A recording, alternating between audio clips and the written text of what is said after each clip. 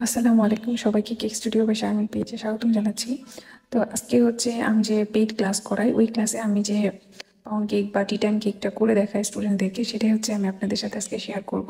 এবং সবার একটা কমপ্লেন থাকে যে আমি রেসিপি শেয়ার করি না, তো আজকে হচ্ছে আপনাদের সাথে এই কেকের রেসিপিটা শেয়ার করব। তো প্রথমে আমি এখানে একটা লেবু নিয়ে নিয়েছি, আর লেবুর উপরের যে গ্রিন কালারের যে অংশটা, উপরের যে সবুজ চামড়াটা থাকে, ওইটা হচ্ছে আমি নিয়ে নিব। এটাকে লেমন চেস্ট বলে। তো লেমন চেস্ট নিব, এটাতে কোনোভাবে যেন লেবুর যে ভিতরে যে সাদা অংশটা, ওইটা যেন না আসে, সেদিকে খেয়াল রাখতে হবে। আমি শুধুমাত্র সবুজ অংশটাই নিব, আর এটাতে যদি সাদা অংশ চলে আসে তাহলে কিন্তু তিতা লাগবে খাওয়ার সময়। তো আমি এটা নিব, এটা হচ্ছে আমি কেকের সাথে পরে নিয়ে নিব। এতটুকুই হয়ে যাবে, এত বেশি নেওয়ারও দরকার নেই। এখন হচ্ছে আমি লেবুর ভিতরে থেকে একটু লেমন জুস নিব, এই জন্য হচ্ছে আমি লেবুটাকে কেটে নিচ্ছি। এটা কেটে আমি এক সাইডে রেখে দিব, তারপরে হচ্ছে আমি এটা কেকের মধ্যে দিব। তো এখানে আমি হচ্ছে এই কেকটা বানানোর জন্য প্রথমে 3টা ডিম ফাটিয়ে নিচ্ছি। 3টা ডিম দিয়ে হচ্ছে আমি এই কেকটা করি। আর এটা হচ্ছে ফুটন্ত গরম দুধ বা গরম পানির মধ্যে গুঁড়া দুধ দিয়ে হচ্ছে আমি দুধটা করে নিই। গুঁড়া দুধ দিলে এই কেকের টেস্টটা আমার কাছে বেশি ভালো লাগে। তো আপনারা চাইলে গরুর দুধ দিয়েও করতে পারেন। তো এখানে হচ্ছে আমি লেবুর রস নিয়ে নিয়েছি, আর হচ্ছে ভ্যানিলা এসেন্স নিয়ে নিয়েছি। ভ্যানিলা এসেন্স আর লেবুর রস দুইটাই হচ্ছে ডিমের গন্ধটাকে কমাবে। আর যেহেতু লেমন কেক, এজন্য আমি লেবুর রস দিয়েছি, চাইলে আপনারা এখানে ভিনেগারও দিতে পারেন।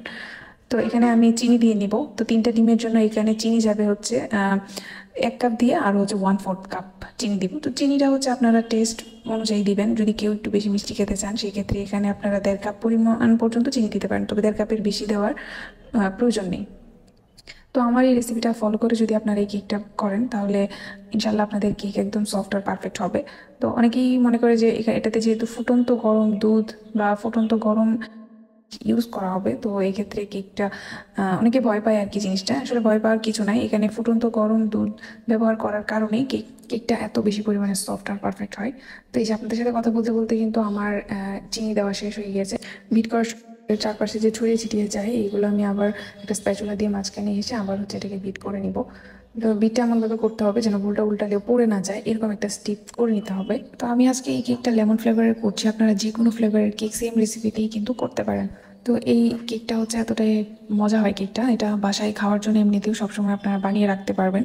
যারা বিজনেস করেন, এমনিতেই বাসায় খাওয়ার জন্য টুকটাক কেক করেন, তারা হচ্ছে এই কেকটা অবশ্যই ট্রাই করবেন। তো এখানে হচ্ছে আমি যে জিনিসটা দিলাম, এটা হচ্ছে লেমন ইমালশন। আর কেকের কালারটা যেন অনেক বেশি সুন্দর আসে, এই জন্য হালকা একটু গ্রিন কালার দিয়ে দিয়েছি। যেহেতু এটা লেমন কেক, লেমনের একটা কালার যদি না আসে তাহলে কিন্তু ভালো লাগবে না দেখতে। তো এখানে আমার ওই যে লেমন চেস্ট যেটা আমি নিয়ে রেখেছিলাম, ওইটা দিয়ে দিয়েছি। আর কালারটা খুব বেশি হালকা মনে হচ্ছিল, এই জন্য আরেকটু কালার দিয়ে দিয়েছি। তো এই যে এখানে হচ্ছে আমি পানি গরম করে নিয়েছি, পানিটা দেখতেই পাচ্ছেন কি পরিমাণে ফুটন্ত গরম। আর ওইটা ওইদিকে ডিমের ব্যাটার যেটা আমি রেডি করেছিলাম, ওইটা ওইভাবে রেখে দিয়েছি। আর এখানে 1/3 কাপ পরিমাণে ফুটন্ত গরম পানি নিয়ে নিয়েছি, এটাতে আমি হচ্ছে গুঁড়া দুধ দিয়ে দিব। 1 টেবিল চামচ পরিমাণে দিয়ে দিয়েছি। আর এটা হচ্ছে মিশিয়ে এখানে সেম কাপটা দিয়ে হচ্ছে 1/3 কাপ পরিমাণে আমি রান্নার যে সয়াবিন তেল, ওইটা হচ্ছে দিয়ে দিলাম। তো এই দুটাকে একসাথে মিক্সচার করে নিব। আর এখন হচ্ছে খুবই অল্প করে আমি হচ্ছে এখানে এটা বিট করতে থাকবো, আর হচ্ছে এই মিশ্রণটা ঢালতে থাকবো। তো এই কাজটা আমি ভিডিও যেহেতু আমি বড় হয়ে যাবে, এই জন্য হচ্ছে ফার্স্ট করে দিয়েছি। আমি কিন্তু এটা খুবই আস্তে আস্তে করেছি কাজটা, অনেকক্ষণ সময় নিয়ে। আর এদিকে বিট করতে থাকবো, বিট করে হচ্ছে এটাকে একদম পারফেক্টলি মিশানো হয়ে গেলে এখানে হচ্ছে আমি ময়দা দিব। ময়দা হচ্ছে এটা আমার প্রিমিক্স আর কি, প্রিমিক্স রেডি করে রাখি। এটা হচ্ছে ভ্যানিলা প্রিমিক্স, আমার হোমমেড প্রিমিক্স। তো আপনারা যারা এখানে ময়দা দিবেন তাদেরকে আমি বলে দিই, আমি এখানে হাফ কাপের কাপটা ইউজ করেছি, এটা দিয়ে আমি 3 কাপ পরিমাণে ময়দা দিচ্ছি। তো এখানে টোটাল ময়দা গিয়ে হচ্ছে 1.5 কাপ। আপনারা 1.5 কাপ ময়দায় 1.5 কাপ বেকিং পাউডার দিয়ে দিলেই হয়ে যাবে। আর আমার প্রিমিক্সের মধ্যে আরও অনেক কিছু দিয়ে আমি হচ্ছে প্রিমিক্সটা বানিয়ে রাখি, এই জন্য এখানে আমি ভ্যানিলা প্রিমিক্সটা ইউজ করেছি। তো আপনারা ওইভাবে যদি করেন তাহলে হচ্ছে 1.5 কাপ পরিমাণে ময়দা নিয়ে নেবেন, আর 1.5 চা চামচ পরিমাণ হচ্ছে বেকিং পাউডার দিয়ে দিবেন, তাহলে হবে। তো এখন হচ্ছে আমি কেকটাকে ওভেনে দিয়ে দিলাম। আর এক একজনের ওভেনের টেম্পারেচার এক এক রকম হয়। তো আমার ওভেনে হচ্ছে যেরকম টেম্পারেচার দরকার ওইরকমই দিয়ে আমি 140 ডিগ্রিতে up and down hit on করে দিলে আমারটা হয়ে যায়। তো এই যে আমি কেকটা কিন্তু ঠান্ডা হওয়ার পর বের করে নিয়েছি, আর আমি ওভেন অফ হওয়ার পরে সাথে সাথে বের করি নাই, ঠান্ডা হয়ে যাওয়ার পর তারপরে হচ্ছে বের করে নিয়েছি। আর এই যে আমি কেকের মধ্যে নর্মাল যে কাঁথা কাগজ আছে ওইগুলা ব্যবহার করেছিলাম, আর এখানে আমি কিন্তু কোনো ধরনের তেল ব্রাশও করিনি, এমনিতেই কিন্তু কাগজটা খুব সুন্দর হয়ে উঠে এসেছে।